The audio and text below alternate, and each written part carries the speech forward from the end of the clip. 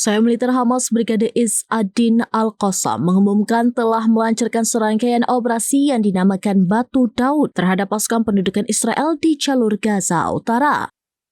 Rekaman video yang dirilis pada Sabtu 19 Juli 2025 menunjukkan detail operasi tersebut yang diklaim menargetkan pergerakan pasukan Israel di kota Jabalia. Dalam pernyataan resminya, Al-Qassam menyebut operasi ini ditujukan untuk menghambat dan menyerang pasukan Israel yang mencoba maju lebih jauh ke wilayah Jabalia. Rekaman yang dibagikan oleh Brigade Al-Qassam memperlihatkan 3 pejuang militan sedang mempersiapkan alat peledak.